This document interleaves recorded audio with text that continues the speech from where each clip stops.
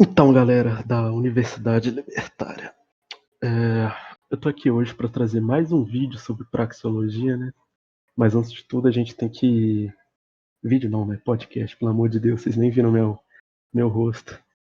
Pra alegria de muitos também, né? Porque ninguém merece ficar vendo gente feia o tempo todo.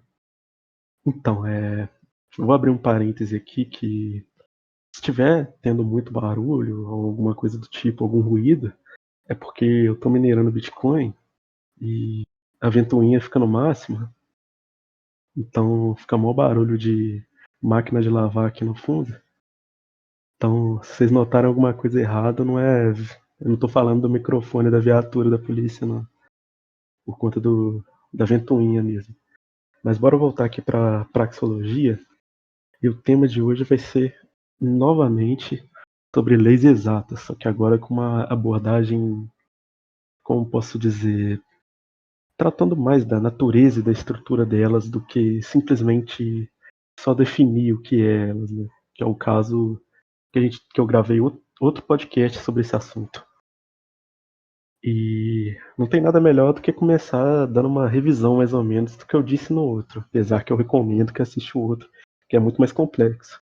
Então a gente vai começar aqui com as condições da lei exata. E o que eu trouxe no outro vídeo é que na concepção inicial de uma lei exata vai ser uma relação entre A e B, tal que se eu fizer A, então B deve necessariamente ocorrer. Então, se eu faço a ocorrência B é inevitável.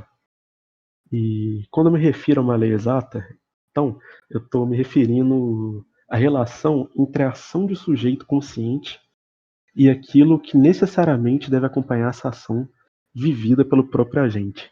E isso é bem importante porque eu estou me referindo aqui a um fenômeno subjetivo. Ou seja, eu não estou me referindo à relação entre a ação de outra pessoa que eu observo e as consequências da ação dessa pessoa conforme eu vou observando ela. Então, nossa análise aqui é subjetivista e também com traços do individualismo metodológico. Então, a gente só está se referindo aqui à ação de um sujeito consciente e que deve ser necessariamente e o que deve necessariamente acompanhar essa ação, do ponto de vista do agente que executa. Então, não é sobre uma ação observada, mas sim sobre a ação efetivamente realizada. E para que uma lei exata ela tenha utilidade prática, vamos dizer assim, né? Então, o fenômeno A e o fenômeno B devem ser não idênticos em algum sentido. Então, vai ser uma forma mais ou menos: se eu faço A, então faço A. Esse tipo de fórmula tem pouco valor prático.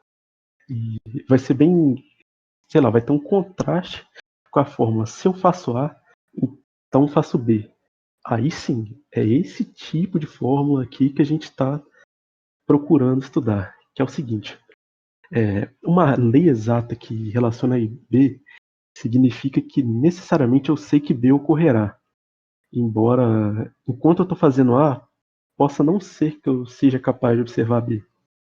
Então, conforme o próprio Menger descreve, quando a gente discute, né, as leis científicas, a gente está se referindo a um conhecimento que se estende além da experiência imediata e para fatos não percebidos imediatamente. Vocês podem ver isso, claro, com mais exatidão no livro dele, Investigações sobre a Ciência Econômica, alguma coisa assim. Então, na busca por leis exatas, a gente vai destacar aquelas regularidades em que há uma separação temporal entre A e B. Então, em primeiro lugar, se houver uma separação temporal entre A e B, no intervalo de tempo intermediário, os componentes do que viria a constituir B, eles podem ser destruídos ou alterados para que B não ocorra. Então, é possível fazer A sem ocorrência de B. E, em segundo lugar, né, se você tiver uma separação temporal entre A e B, e se o período entre A e B ele não puder ser especificado, então uma pessoa pode fazer A, ao passo que o resultado ou a consequência B pode não acontecer durante o próprio período de vida dela, ou então, sei lá, pode acontecer milênios depois. Então, a utilidade prática para o estudo de uma lei exata, no qual o fenômeno B pode não acontecer por séculos, é claramente mínima, né? Só que, por outro lado, ninguém descobriu uma maneira de formular uma lei exata em que haja uma limitação de tempo precisa entre a realização de A e a ocorrência de B. Então, que a gente vai trazer aqui o Mises, no caso, que é o Problemas Epistemológicos da Economia. Acho que é a tradução. Acho que você pesquisar lá no Instituto Mises americano, deve ter o PDF disponível para quem quiser dar uma estudada aí. Então, o que o Mises vai trazer aqui nesse livro sobre esse tema que a gente está falando? Ele vai fazer uma visão indireta do problema da separação temporal. Então, ele vai escrever que deduzimos de um aumento no preço de uma mercadoria. Novamente, vamos chamar isso aqui de fenômeno A, vai ficar mais fácil depois. Se a gente deduz disso que a produção da mercadoria aumentará, que é o fenômeno B, então ele vai explicar que no período de tempo intermediário entre A e B, pode surgir circunstâncias tais que B, que vai ser o aumento na produção da mercadoria, ele não vai ocorrer de forma alguma. Então, a certeza política exigida de uma lei praxeológica, obviamente, ela não existe se uma pessoa pode fazer A enquanto a ocorrência de B é incerta. Então, isso vai indicar que, na busca por as tais das leis exatas, ou o próprio conhecimento a priorístico que ele tenta trazer, a gente deve concentrar nas relações nas quais A e B elas são copresentes. Guarde bem essa palavra, hein? Então, um exemplo aqui para ilustrar a natureza da lei exata é a ação de caminhar em direção ao local. Vamos chamar isso aqui de ação A. E enquanto eu estou caminhando a direção de um local, eu necessariamente me afasto de um local diferente. Ou seja, é um resultado necessário ou a consequência B. E quando a gente considera esse exemplo, o que a gente pode ver? Ora, A e B, claro, caminhando em direção a um local e afastando de um local diferente, eles fazem parte da mesma ação. Mas há um sentido importante em que A e B não são o mesmo. E que é o seguinte: um agente pode, nesse caso, observar sua própria realização de A, enquanto ele não observa a realização de B. Então, A e B são não idênticos no sentido subjetivo, porque o agente ele pode estar conscientemente ciente de fazer A, enquanto ele não está totalmente ciente de fazer B. Então, aqui, resumindo tudo isso que eu falei, que pra muita gente aí é merda, né? Porque, pelo que eu vi, né? Todo mundo conhece Mises e ele é burro e não sabe de nada e é por aí. Mas enquanto a gente não, pelo menos quem se diz libertário, não tem um conhecimento inato, iluminado aí, que nasce sabendo de escola austríaca porque ele está errado, a gente tem que estudar isso, né? Então, resumindo aqui, se eu fizer A, B necessariamente deve acontecer ou ocorrer. Outro ponto, A e B são copresentes. O que isso quer dizer? Não tem separação temporal entre eles. Terceiro ponto, A e B eles devem ser não idênticos no sentido de que eu posso estar conscientemente ciente, se é que eu posso dizer isso, né? Posso estar falando merda, mas eu acho que essa palavra existe. Pelo menos essa junção de palavras. Então, voltando aqui, se A e B eles devem ser não idênticos no sentido de que eu posso estar totalmente ciente de A, embora eu não esteja totalmente ciente de B. Então, A e B eles não são idênticos nesse sentido subjetivo. Disso a gente já pode passar para a estrutura da lei exata. Como é que funciona isso daí? Ora, em uma lei exata, A e B, como eu disse, são copresentes. Mas A e B não podem ser observáveis. Porque uma lei exata ela não é uma relação entre dois fenômenos observáveis. Como o próprio Rosman ele traz num artigo dele, que se possível também, se alguém tiver mais curiosidade, também é só pedir que eu mando o link. Eu boto o link no sub também.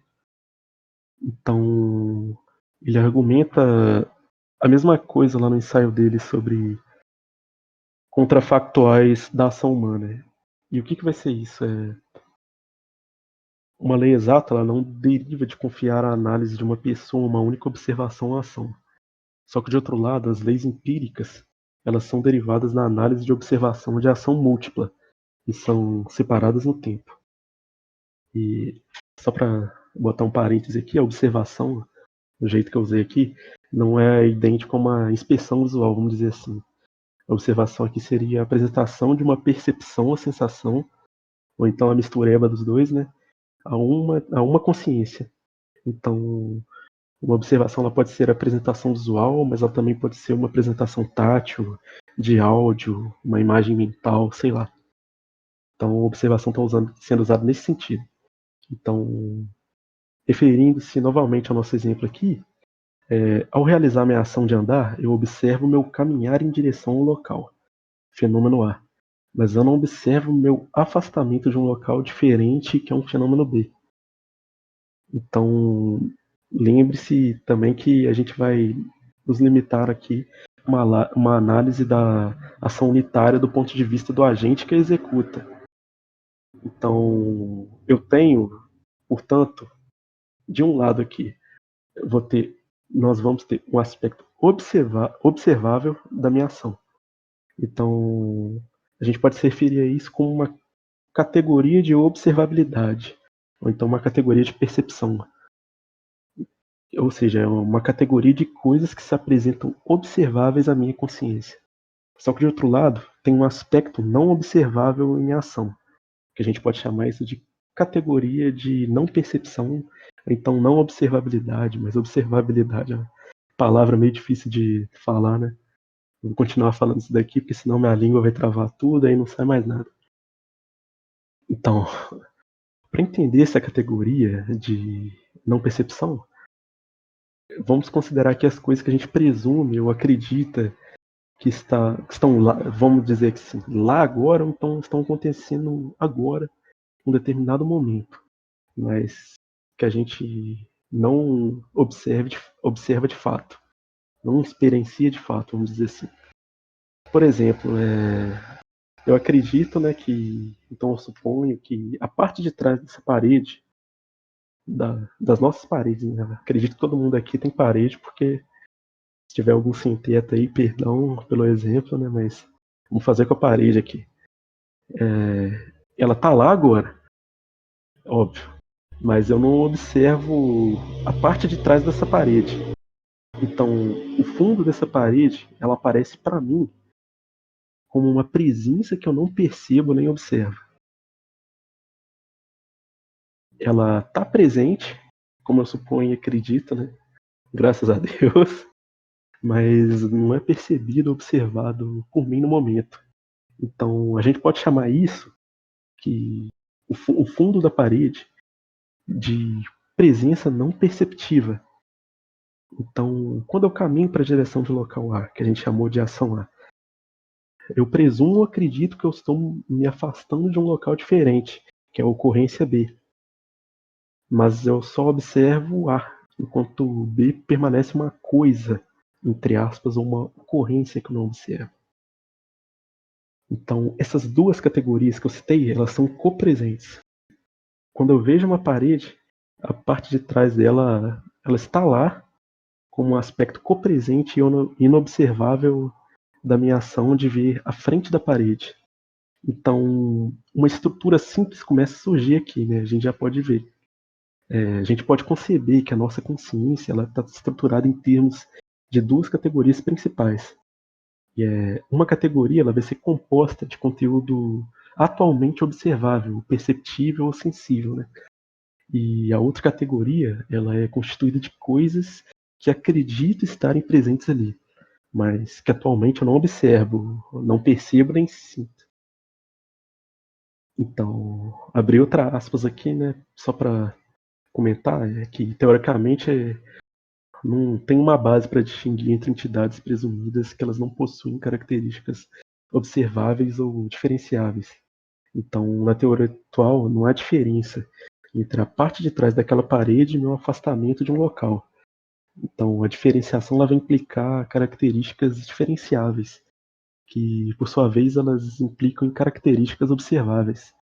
Então, o que não é observável, ou o que não é perceptível, o que estamos discutindo aqui, não tem características diferenciáveis ou observáveis.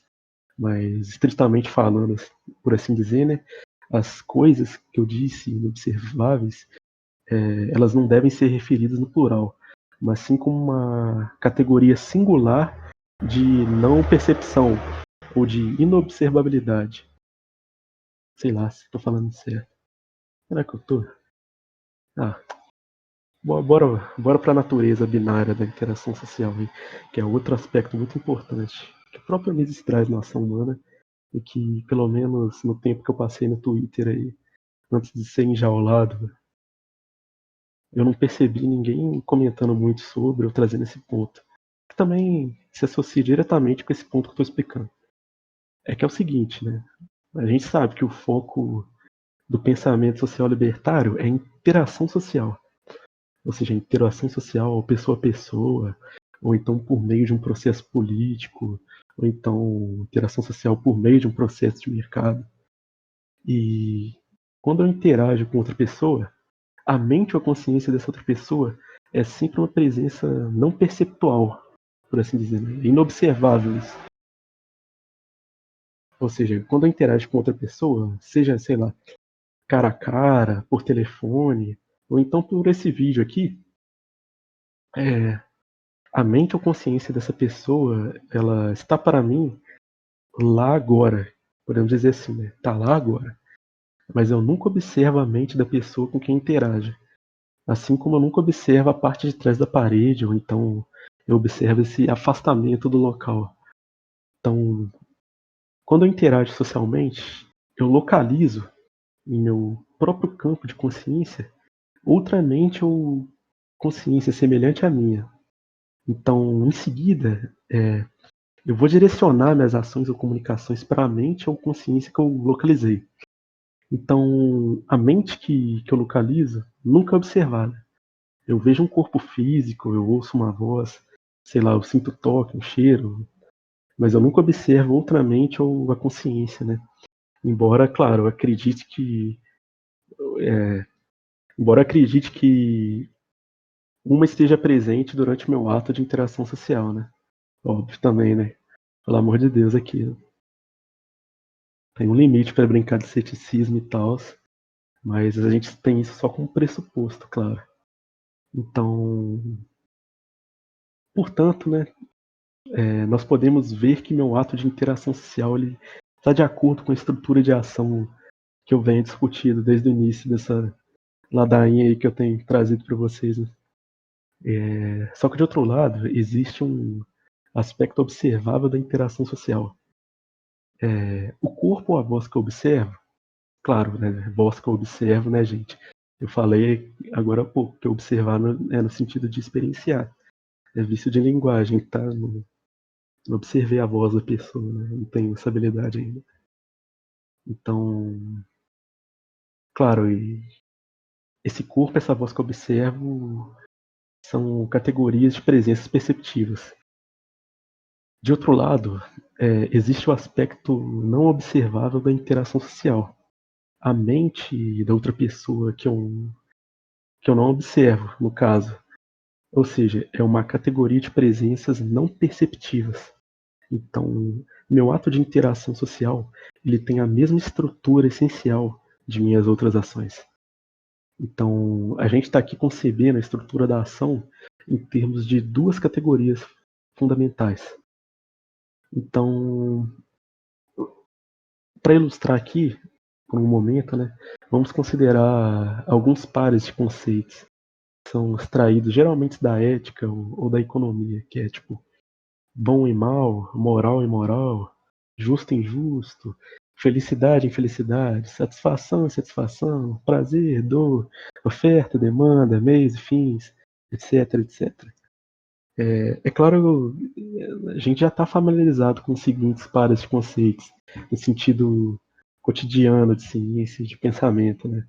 Que é mais, menos, aumentar, diminuir, superior, inferior, interno, externo, mais cedo, mais tarde, perto, longe, antes, depois, blá blá blá blá blá. Então, a natureza binária das coisas que aparecem ao nosso redor, no caso. Só que, na verdade, a forma binária parece essencial para a nossa compreensão do mundo ao redor, né? Curioso isso. E se... Mas a gente pode questionar aqui. E se a gente assumir que a miríade de fenômenos binários deriva não da estrutura do universo físico, olha só, mas da estrutura de nossa consciência. Então, posso perguntar também, e se as coisas que eu observo, elas forem compostas por duas partes, porque minha consciência é composta por duas partes? Então, a ideia de estudar o mundo ao nosso redor, estudando as nossas próprias categorias mentais, não é nada que eu estou trazendo de novidade aqui, não sou nenhum tipo de gênio, infelizmente, né? Que foi o Mises que sugeriu que a gente fez isso, olha só. E aposto que muita gente passou correndo da ação humana dessa parte aí, tem certeza. E ele escreveu mais ou menos assim, como a gente tem que enfatizar, né? A realidade cuja elucidação e interpretação é a tarefa da praxeologia, ela vai ser, como posso dizer, congenérica com a estrutura lógica da mente humana.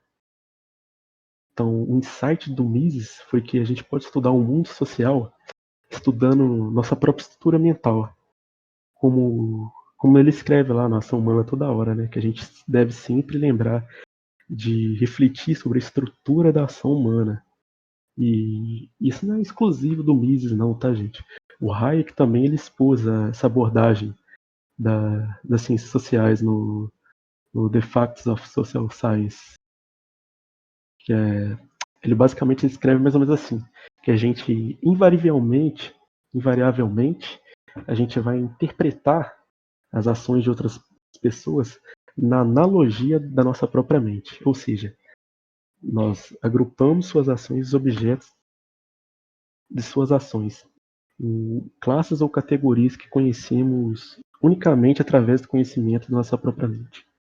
Então, nós sempre suplementamos o que realmente vemos da ação de outra pessoa quando a gente projeta nela um sistema de classificação de objetos que a gente conhece. Isso não vai ser pela observação de outras pessoas, mas é porque em termos de nossas classes que a gente pensa. Então, até aqui, mais ou menos, eu vou dividir esse tema. Ele é grande, né?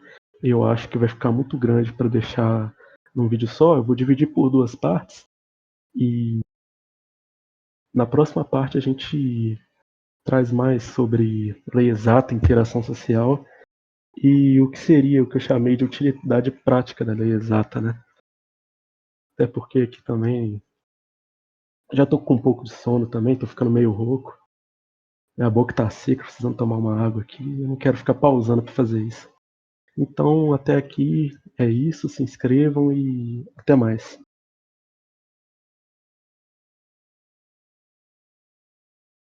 Como é que tira esse bot daqui, meu Deus? Foi.